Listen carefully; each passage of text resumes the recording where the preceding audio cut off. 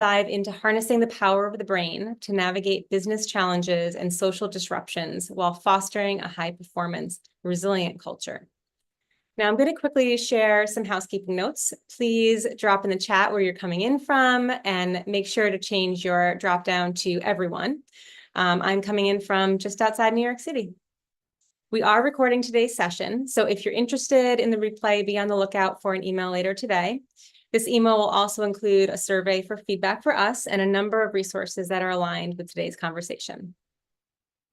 We suggest that you put your phone on Do Not Disturb and quit your email and messaging apps so you can get the most out of the show today. And it does help with the quality of audio and video.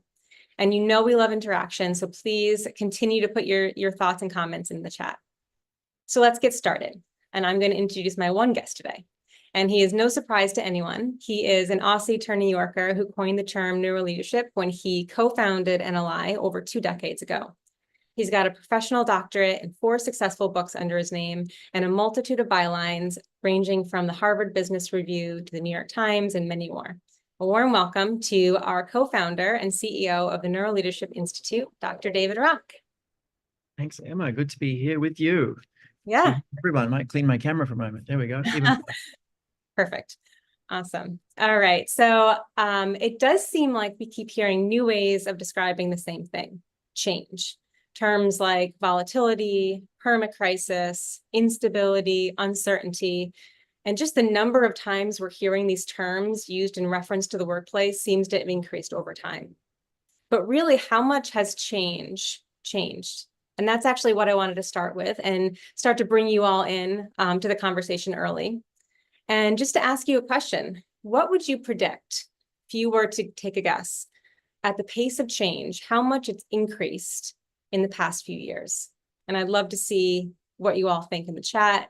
I'd love to hear your 4 years, 5 years, that kind of the time. last 4 years, let's say, because that's what I'm going to give you an answer. I think you know the answer, David, but what would you have predicted before we actually had that? I'm interested to see people's number. It definitely feels like it's increasing, right? It definitely feels like it's increasing, but it's hard to know the feeling, right? Exponentially. I like it's definitely more than like 10%. It's more than probably 20%. It feels like to me, it feels like somewhere between 20 and 50 over, say, 4 years. Interesting. Now look at the numbers coming in. Yeah. Yeah. A lot of 50%, maybe 75s. So we had Darlene suggested 100. Too much. Win might be the closest. What's the data say, Emma? Well, I think I may surprise you. So according to a 2024 Accenture Pulse study, the rate of change has risen steadily since 2019, 183%. And this is just 33% has occurred in the last year alone. Now, this is taken from a survey of over 3,400 C-suite leaders. And it's super powerful. And I'll just pull a quote that they had in their report, because I think this is even the most powerful, is change has never been this fast. It will never be this slow again. And I think this is pretty powerful. Now, I'd love to hear your just initial reactions to this and implications, David. I think I speak for everyone, including Yolanda, when I say, wow. That's the first response, like, wow, that's a big number. It's bigger than expected, but it makes sense, especially 4 years. So you look at the amount of change, from before the pandemic, then through the pandemic, then post, and then AI, but everything over that time. But that's really amazing. And yeah, we've never had this much change, but it'll also we've also it's probably going to get faster. It's probably going to accelerate. That's the other thing. So it's really something to it's really a wake-up call in many ways. I think it makes me think about 2 things. I see this incredible prevalence of burnout in organizations. Burnout seems to be one of the 5 biggest topics that leaders are struggling with themselves and others. And I see, instances in my social life of, people just changing careers and checking out, all sorts of things. I see my own like a stamina, and maybe I'm just getting older, but you just see the intensity of work. And it makes me think, maybe it's because it's Olympic season. It was a beautiful Olympics to be part of. But it makes me think of, like, for years, like as an executive in particular, think of sort of the top third of managers as executives, right? the as an executive, we've always said executives sort of have to be a corporate athlete, right? You've got to like be a bit of a professional athlete. Well, I think what's happened is now that executives need to be a corporate triathlete, that they actually need to be really fit and able to do incredible things at both swimming and running and cycling and many other things, right? That they've got to not just be super fit, but super capable in all these new domains. So it's really like a corporate triathlete that leaders have to be now. And we've been looking at sort of the skills that they need, and certainly dealing with burnout's one, dealing with hybrid is one, dealing with obviously AI changes is a big one, the divided workforce. But these are all things you need to be really, really good at handling in a very big way. The second theme I think that this sort of connects to that is, I think leadership used to be, maybe more than 5 years ago, but maybe 10 years ago, maybe 20 years ago, but certainly even 5 years ago, leadership used to be this sort of skill set you'd pull out. You do your work, and then it's a skill set you pull out, you use now and then. You could learn it, apply it. Now it's more like fitness, in the sense that you need to constantly be honing it. Like your leadership capacity can't kind of diminish in any day, because it's the pressure's so high and the complexity so high. So leadership has become more like fitness, like something that you constantly are working on to maintain, as opposed to something you go and do for a week, a year, and do a course and then come back. So we really need these. Now we need like support structures, whether it's coaches or communities or cohorts or an AI coach like Niles, or all sorts of things, just like keep us in the right frame of mind and the right quality of decision making. And I think we're going to see some AI tools coming up that will help, but ultimately it's more than just the technology. So those are a couple of things that come up for me. What about for you?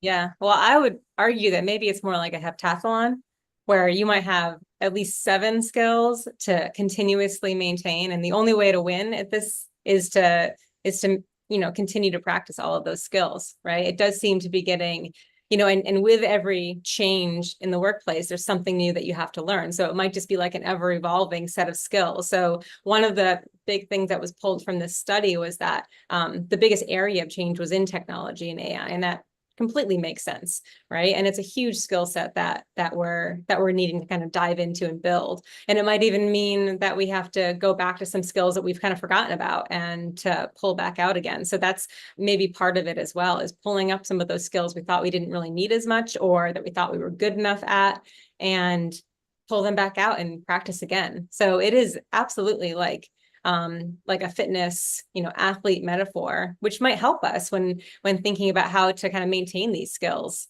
What you do when you're trying to build your fitness skills, you have to continuously work at them. You can't be complacent necessarily. Yeah, definitely.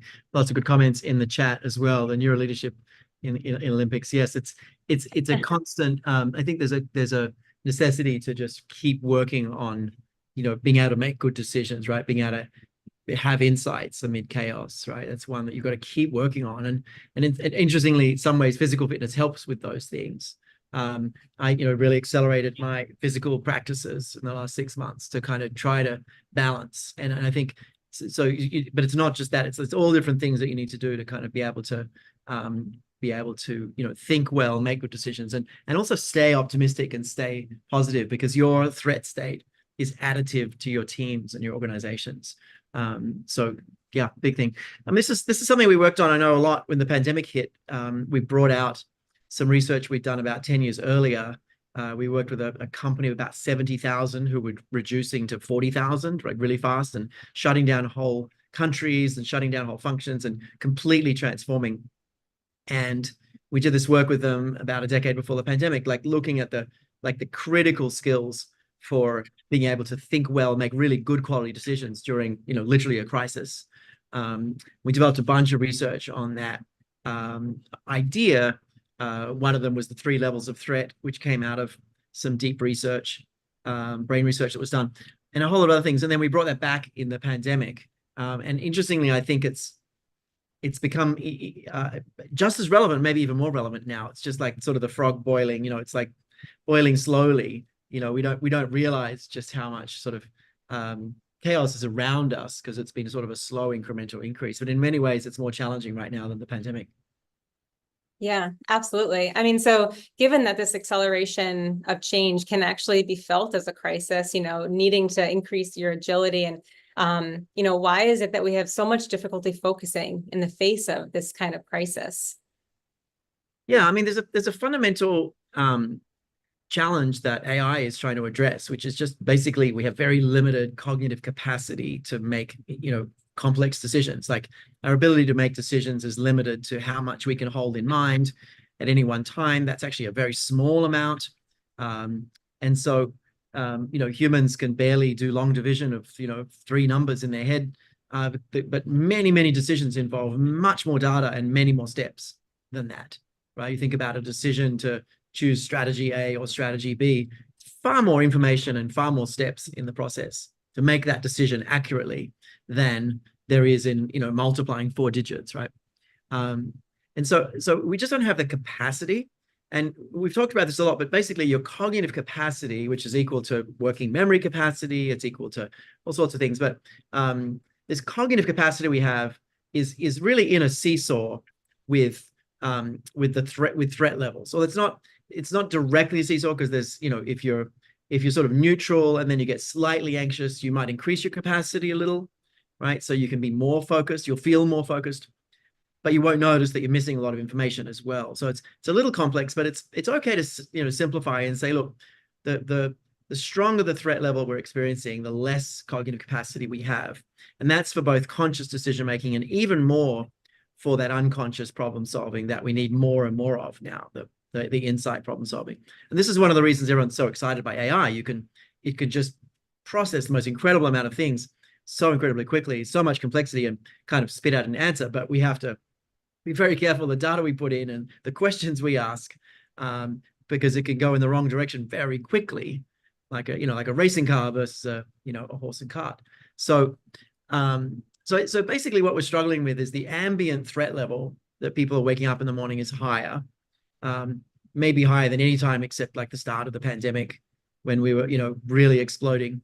But this ambient threat level, the sort of sense of uncertainty, is very high, which just reduces our capacity to think well, increases what's called allostatic load, which is a threat response. So lots more to say about that, but that's kind of the summary of, what we're experiencing now. Yeah.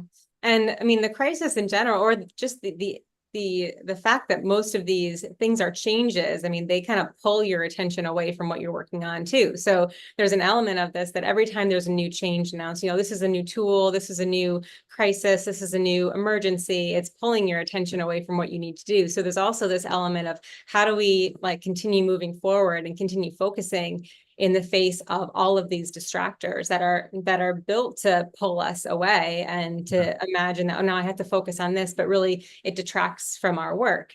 And so in the face of this, we do have to continue to do the work and reach our goals. And so we also need strategies to help us to maintain focus, which is kind of the solution that we put together in the face of the pandemic as well. And I think that these behaviors that we built using the science of understanding how to work in the face of crisis, they work for this purpose too, to allow you to prioritize and focus. And so if we were to synthesize all of the research that we put into that, that's still very applicable today, what would you say are those primary behaviors? I think there are 3 sort of slightly non-obvious habits overall. And the sort of reflex response in a crisis is to sort of go on adrenaline, right? Like, let's lift our adrenaline level, let's really focus, let's push ourselves, right? Now that's okay for a sprint, right? You see the sprinters this year. It was another Olympic story. I'm clearly a fan. I got to watch lots of it with my mother while I was in Australia. It was like our bonding activity. So we watched days and days of Olympics. But the Olympics are very, very close together, that 100-meter sprint, right? Now, if they were an 800-meter sprint, it would be there'd be more gap between, but it's 100 meters. And what's happening is like, you can't go on adrenaline for 800 meters. You can't go as fast for 800 as you do as 100, right? It's a much more of a marathon. And literally, if it's a 42-kilometer marathon, you definitely can't go as the 100 meters. But what we do is we sort of push that strategy in, like, let's just go, right? That works for that sprint. does not work now. So that's the sort of reflex response, right? Let's just go on adrenaline, let's pump up, let's go, right? The non-intuitive strategies, first of all, is to actually take care of yourself better than you might imagine, better than you ever have, right? And that's taking care of a bunch of things, but in the service of being able to think well, right? And it just takes a lot of intentionality to be able to think well when the world around you is on fire, right? We'll dig into that. So that's the first one, is take care of yourself, right? We literally just called that habit, take care of yourself. The second one is look after each other, right? Again, that's not necessarily sort of the obvious thing to do, like in a crisis, like focus on yourself, go on adrenaline, just do what you have to do, right? No, take care of yourself, look after each other, because it turns out that in a crisis, we need each other, and feeling like we have, other people around us really calms the nervous system and really creates that more positive state. So we need to kind of go through this together. We need each other. And the third one is what we call deliver what matters, which is about prioritizing. And it's a hard thing to do. It's really hard to say no to things, right? Some people are good at it. Most people really struggle to say no to things. Like, how do you take things off the plate? We struggle with that in our organization as well. Like, no, we want that. We don't want to like things. But sometimes you just have to say, okay, I can only do 3 things this month. What are those 3? I've got less time. I've got less focus. I've got less energy. Or what do I have to do? And that's the third habit. So we can dig into one of those each of those one at a time. But I think it's sort of the automatic reflex in a crisis is just work harder, go at it, focus on yourself, and try to do everything. And those strategies fall apart really quickly in a long-term crisis. Now you've got to take care of yourself, look after other people, and really prioritize really, really, really in a really disciplined, intentional way. Yeah, no, absolutely. And I would say the reason that you'd want, even if these habits make sense, the reason we need to build them is because when we're faced with some kind of emergency or crisis, we're not going to do them. We're going to react. We're going to run away. We're going to avoid the situation. We're going to, survive. But that's not even necessarily the right and under the habit of taking care of yourself. So we wouldn't even necessarily take care of yourself in the right way if you're reacting to a crisis. So that's why even if these make a lot of sense, it's really important to build them so that when you are facing this crisis, you're able to react in the right way. And taking care of yourself is the most important one to start with, even though it is a bit counterintuitive, especially if you're a leader facing some kind of change and you need to kind of take care of your team as well. But you're going to, we've talked about this many times. We talked about this in our lead program as well. And that's how the whole program is designed, is the very first piece of it is managing yourself and being better for your team so you can manage them better. Yeah. I mean, look, the science of this, let's dig into take care of yourself. The science of this that we thought was the most helpful and most sticky. It started with understanding 3 levels of threat, because it's not that all threat is bad, right? You've heard of eustress and positive stress, this kind of thing. So we looked, this is over 10 years ago, we looked at the research and saw that there are quite different brain systems involved in different intensities of threat level. And we simplified that to 3 levels. The third level, the strongest one, is the classic amygdala hijack. That's where you can't think straight at all. You can't make any good decisions, barely open your computer. You just really can't do anything but doom scroll and stay up all night. So that's 3 level. That's clearly unhealthy. But there's a level 2 threat that people often don't know they're experiencing, which is also unhealthy. It's basically preparing your body and your brain for level 3. So level 2 threat is this like sort of Boolean prediction that happens in your brain where you say, look, threat is likely enough that I should be ready for it. So I should reduce all the oxygen and glucose from my prefrontal and my stomach, and the 2 things that are very energy intensive. I should, activate my motor cortex, my premotor cortex, all this stuff. So the level 2 threat is a danger zone. And a lot of people spend way too much time in level 2 threat. And essentially you're quite alert and quite alarmed, but you sort of feel like you can still work, but you're doing really bad work. You're like reading things over and over, or you just can't think well, right? It's sort of like the, Friday afternoon trying to, write something new versus Monday morning after a refreshing weekend, right? Anyway, the level 1 threat is actually a little bit of threat where you're alert, you're more alert, but you're not really alarmed at all. So you don't have the heart racing that's reducing resources to prefrontal. but you're more alert, right? Like a strong cup of coffee. And it's interesting. In this state, you actually feel more focused, you feel more productive, you can get a lot done. You won't tend to be really creative, but you'll tend to be productive. And that's a fine state to be in, but you want to balance that out with positive states, right? You want to balance that out with, quality connections with other people that calm your nervous system, including your heart. Your heart's very much part of your nervous system, right? You want positive interactions that have none of the threat in them to balance that out and to balance out the effects, the harmful effects on your nervous system and your body overall, your immune system. But you never want to be, ideally, you never want to be more than level 1 threat, right? That was the message for leaders in particular, because their threat level is additive to their teams, right? The leader wants to be really deliberate that they're never at level 2. They're never more than level 1 threat, which is like alert but not alarmed. And it takes a lot of intentionality for a leader who's being seen by everyone, and everything's on their shoulders, and all this to actually do that. So that was sort of the first piece, 3 levels of threat. We've continued to kind of build on that. I think it's a really helpful piece of language to just detect. So level 1 threat is alert but not alarmed. Level 2 is quite alert and quite alarmed, and level 3 is extremely alert, extremely alarmed. It's the full shutdown. And what we saw is the further you go down in organizations, the higher those threat levels. So the top leaders might be at level 1 into level 2, middle of the organization level 2, and the front lines 2 and 3, which is something. So this is it's an interesting phenomenon. Any comments on that, Emma, before we talk about sort of how to offset those things, what we learned? Yeah, no, one thing that was coming up a bit was just the idea that we're talking about this rapid rate of change. I mean, that might actually create like a baseline level 1 threat right from the start.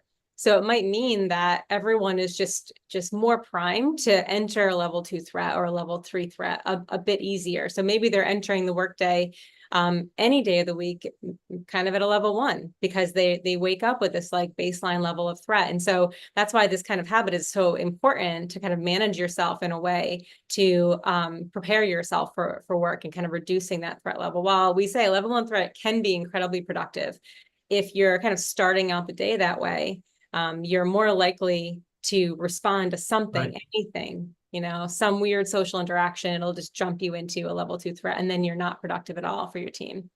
Yeah, no, that's right. Interesting. So it's yeah, no, interesting. So that's like a foundation, like for leaders, gives them kind of a measure, like how do I feel? Am I, where am I in the scale? How do I manage it? Now, how do you manage it? So we've been looking at this from a couple of different directions. And, we talk a lot about the brain, even though the brain is part of the body, is part of the nervous system. It's all interconnected. And we talk about the brain because it's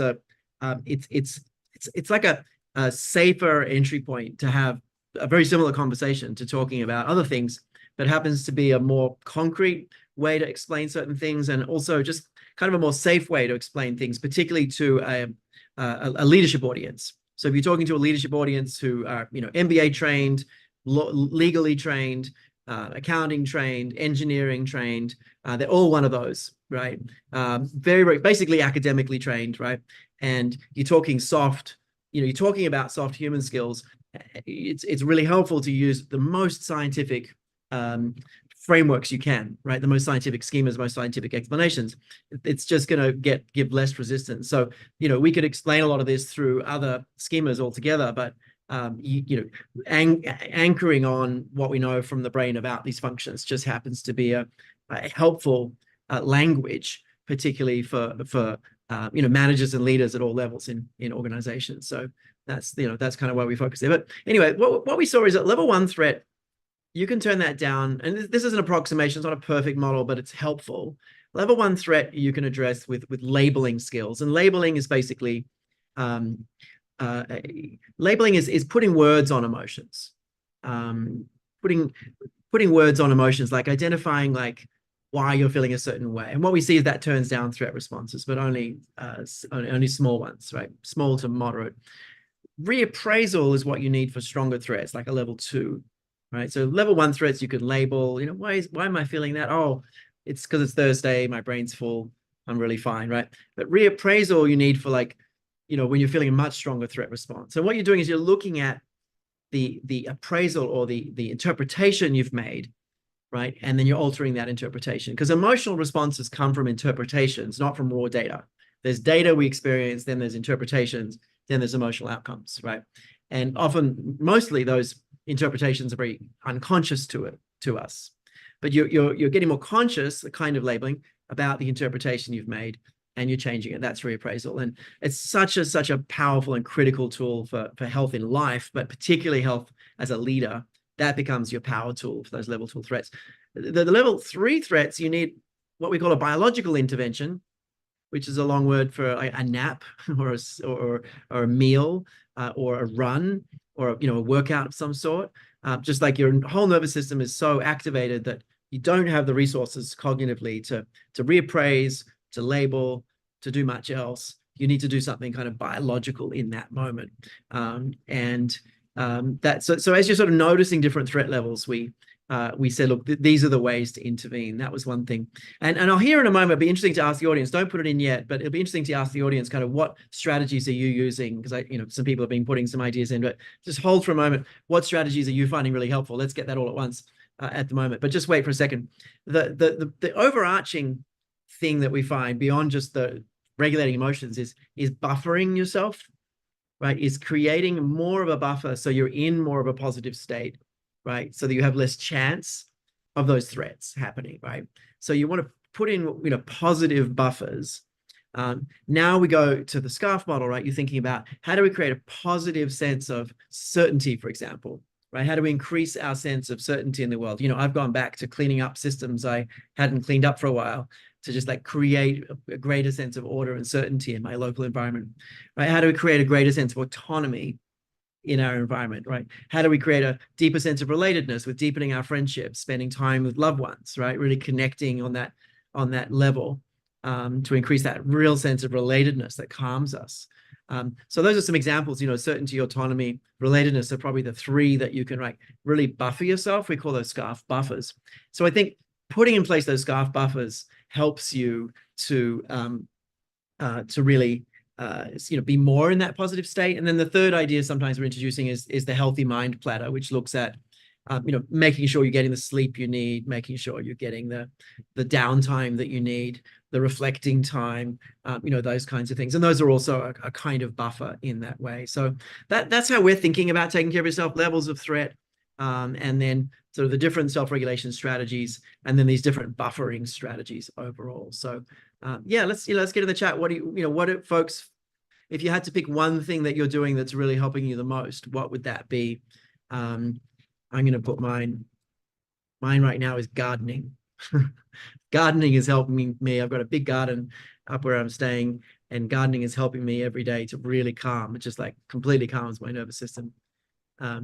Regular exercise, meditation, sleep, walking my pups, CrossFit.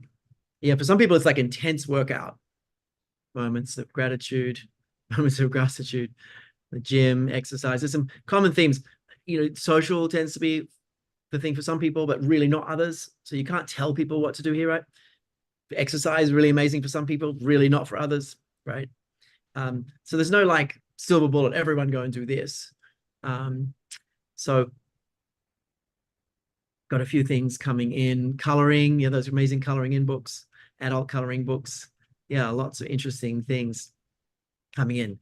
Horseshoe videos in particular. I'm a fan of I'm a fan of stand-up comedy, just because it's so intelligent, clever, and depends on the comedian and stuff, but it's just great for novelty and humor and lightness and just kind of bringing some positive energy in your day. It's yeah, fascinating. Yeah, Emma, any themes that you see in the chat there about sort of taking care of yourself, and then we can maybe move to chapter 2.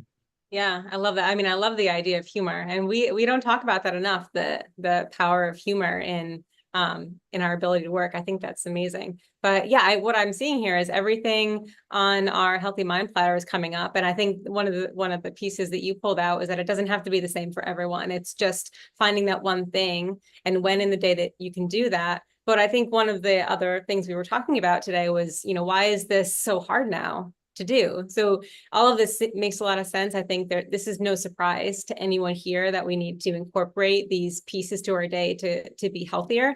But Why is it harder now?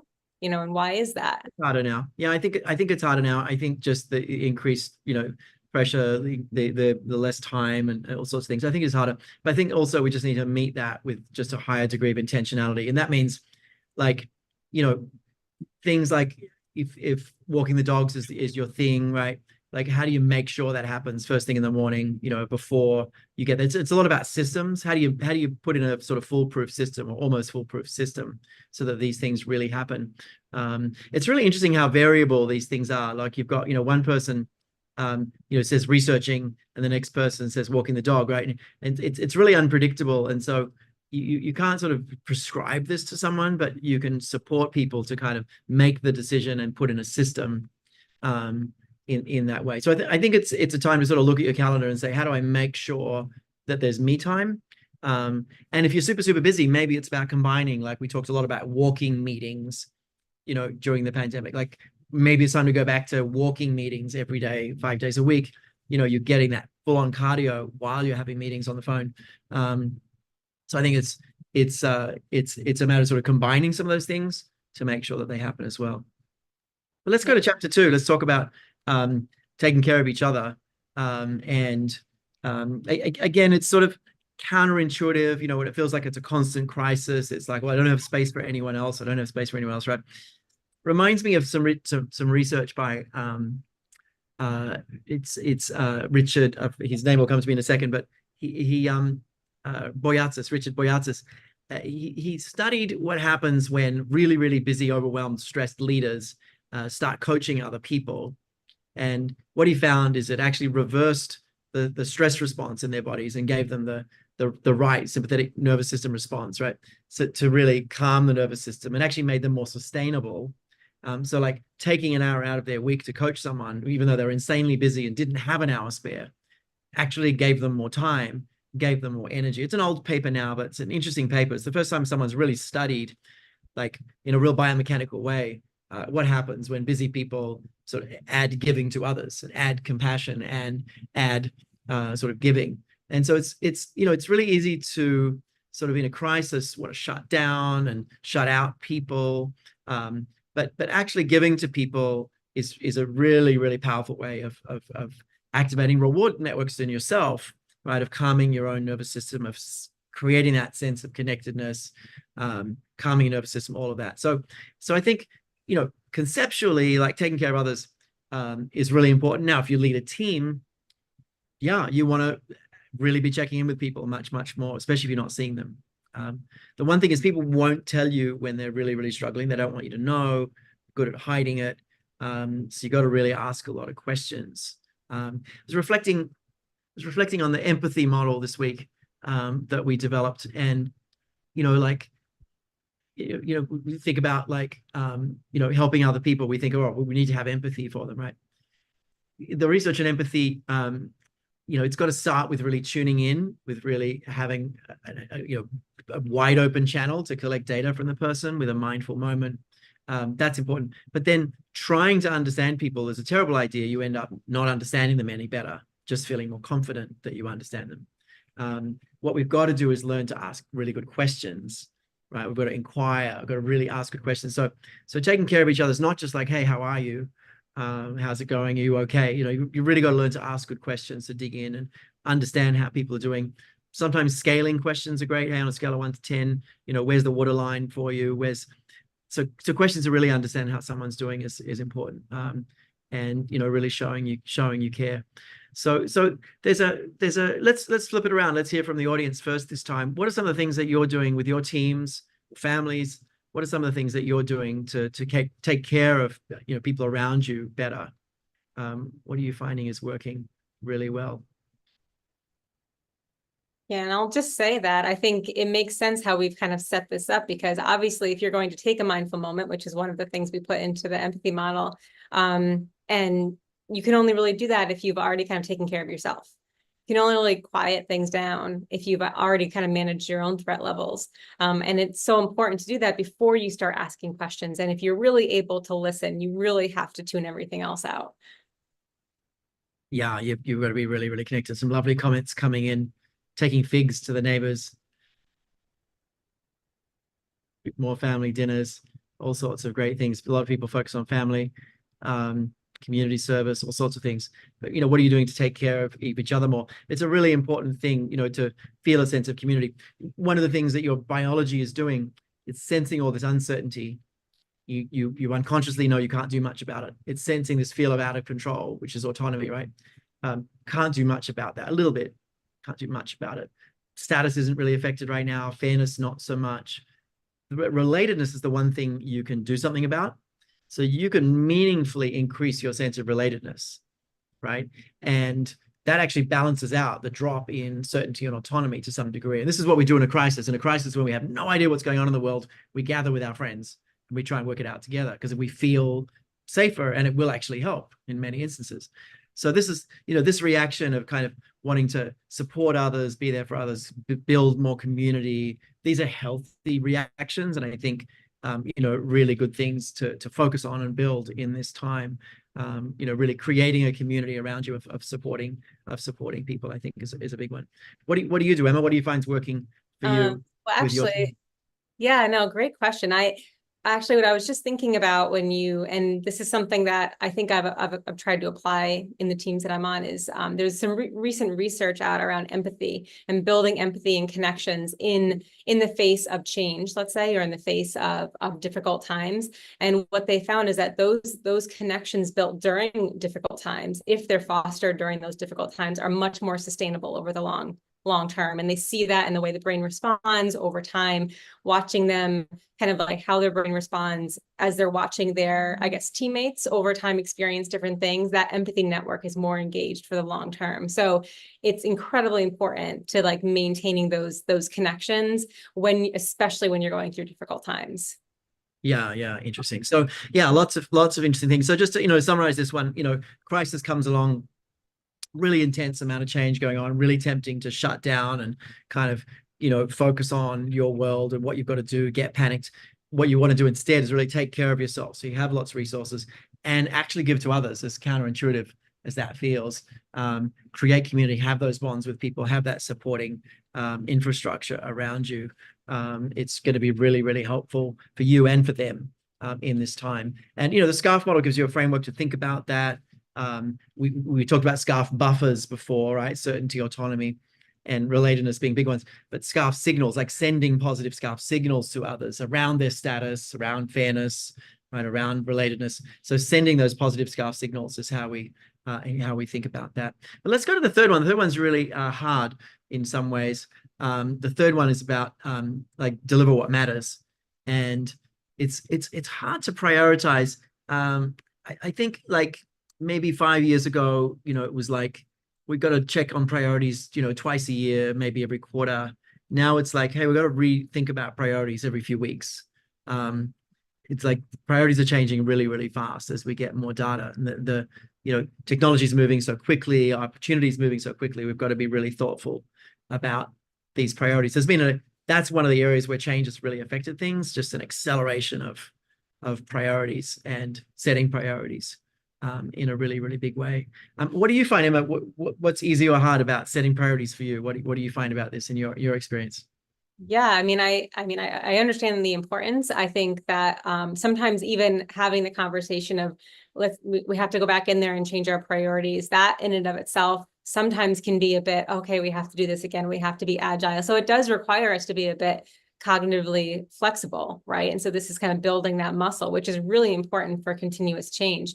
But it also leads to a bit of a relaxation, right? So once we reset priorities, we can definitely deprioritize some of those things that we don't need to anymore. And you can kind of move forward with less on your plate, less of that cognitive capacity full. I think it's a really important activity for your team to go through, especially as change is happening. It allows you to get more done. You can, be a bit healthier in your mind as you're moving forward, just taking some of those things. And I think with that, with the reprioritization, sometimes it does mean taking things off. Yeah, taking things off. And it's hard. We have a safety bias, right? We don't like to let go of things. We don't like what happens if we take something off the list, but then we just feel overwhelmed and sort of go nowhere. The interesting thing about priorities is everyone sort of, you see a list of 12 and you go, that's too many, I'm going to take it to 9, right? And you don't feel much better. What you got to do is sort of flip that around and say, look, what if I only had three? What are the top three? And like focus on those top three, get those top three done, like the things that really matter.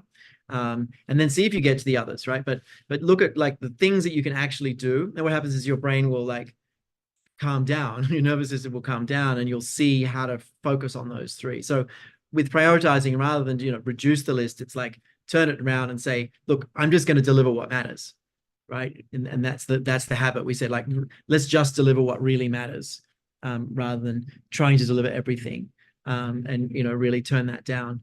It's an interesting challenge. In my book, Your Brain at Work, the sort of first third of the book is about our limited cognitive capacity, what to do about it, and the importance of prioritizing. And one of the ironic things about prioritizing is we need to prioritize because of how much cognitive load we get under and how limited our capacity is. So we need to prioritize.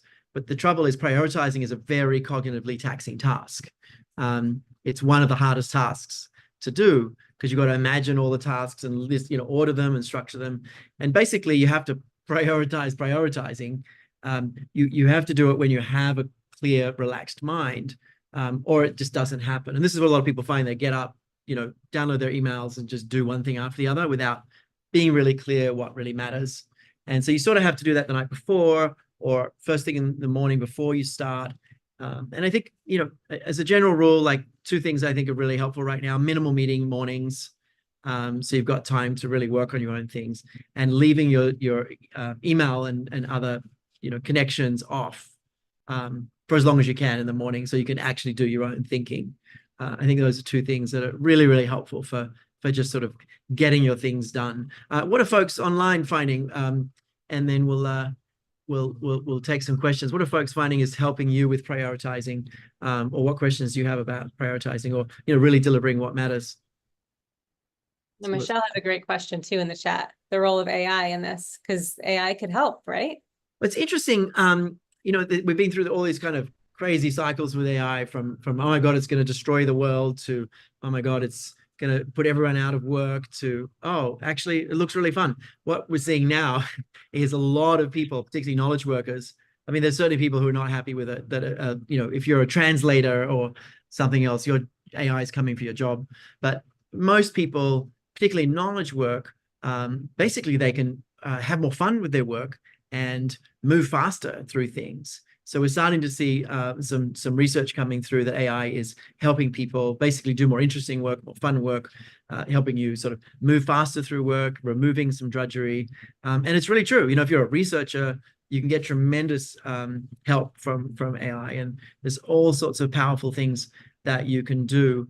As it's still really, really early days, but it can save you a tremendous amount of sort of annoying work and get you to the more fun work in many ways. We've built an AI. We've built an AI on top of ChatGPT that is trained in all our models, and all of our staff using it. It's just gone into a few partners, a few client partners as a test. But basically, it's a tool you can use for all of your work, but including all your interactions, right? So you can ask, hey, I'm having conflict with this employee. What should I do? And it actually understands all of SCARF and SEEDS and all our models.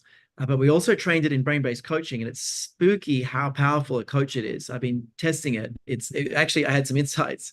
It's a really, really powerful coach. I was blown away that we were able to teach it thinking questions and like really follow the thread.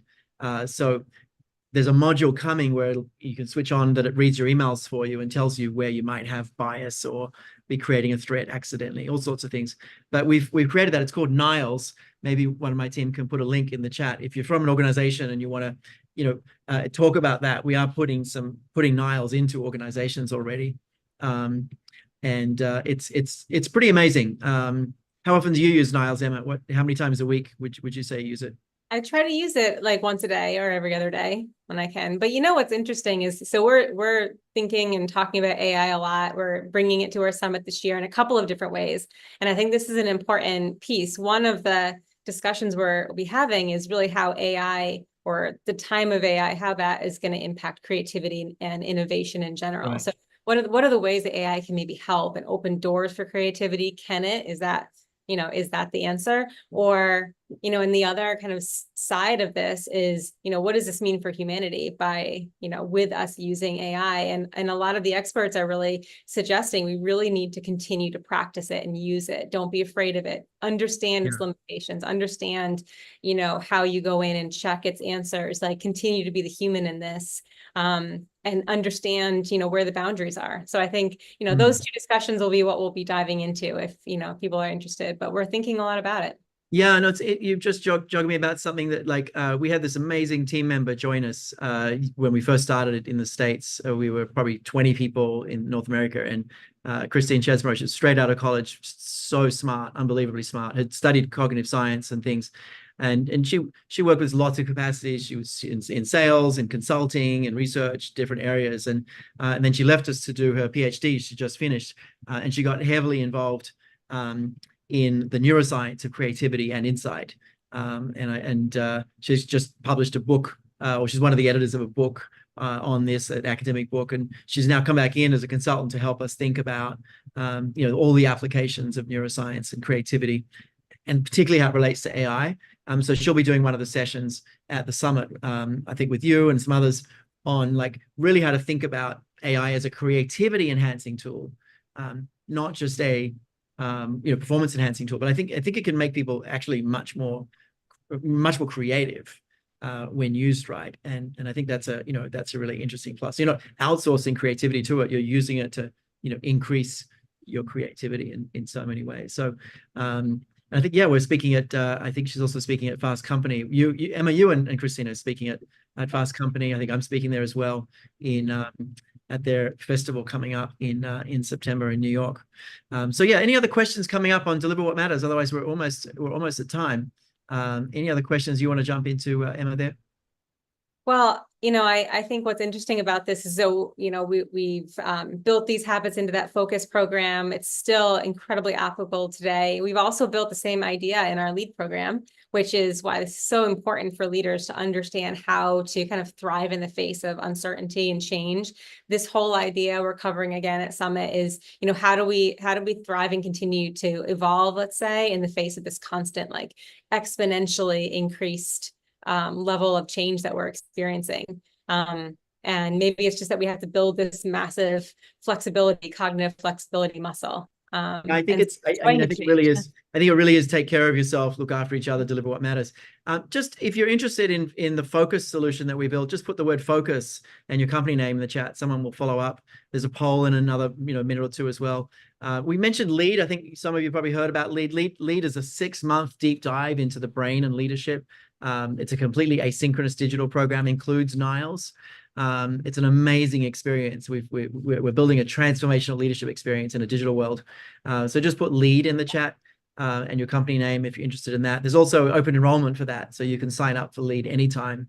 My team can put that in the chat. So focus, you can put LEAD in the chat. If you're interested in exploring Niles, you can just put Niles in the chat as well. But really, really interesting time in leadership development. And I'll just summarize, at the summit coming up, which is October 29 and 30, the summit coming up, we're going to be talking a lot about these themes. But one of the themes we keep seeing is just the pressure on leadership and leadership development. Leaders have to do things so differently. We have to find breakthrough ways of accelerating their development. And we've got some really fascinating innovations. One that we're launching in the spring. We've got a CEO brain lab that we're doing in partnership with an amazing scientist of 4 days of being wired up and doing leadership tasks and learning about your brain at a university. So there's some really fun things that we're doing.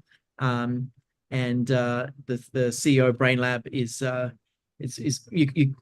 senior executives can start to apply for that now, apply for a place. We just opened applications there. But I think we can wrap up there. Emma, thanks so much for the conversation. Great dialogue. My summary is it's never been more important than ever to take care of yourself, look after each other, and deliver what matters. And 170 something percent. Wow. 183. 183% Yes. increase in change. Wow. We all got to be corporate triathletes to get through this. So thanks so much. I'll hand back to you, and thanks everyone for being here. We're taking a couple of week break for the summer. We'll be back after Labor Day. But thanks everyone for being here today. All right. Thank you all so much for being here. We appreciate your time and everyone joining us. We love these sessions. So now for closing, we've just dropped a poll in. Let us know how we can help you in the future. It'll stay up for a few more moments as I continue to share some announcements as you all drop off. Summit 2024 is on its way. We're all pumped about it. We're all diving in. We actually just had our kickoff meeting with more of our company jumping in to build these amazing sessions, fully virtual this year. It's going to take place on the 29th and 30th of October. So make sure to take advantage of the early bird special discount code. You'll see a link drop in the chat. And you can jump to summit.neuroleadership.com to find out more. For your senior executives, if you enjoy your Brain at Work Live, you'll love our NLI Insider program. We invite you to join this exclusive opportunity where you can enjoy benefits such as first looks at new research, roundtable discussions with leading executives and researchers, and help us craft new innovations at work. So we really, really appreciate your feedback there. So to apply for this, you'll see the link just dropped in the chat. So follow that. We also want to continue to partner with our community. If your organization would be interested in hosting an event with us in the future, NLI, please check out the link in the chat. We look forward to any opportunity to continue to build all of our positive relationships with organizations globally.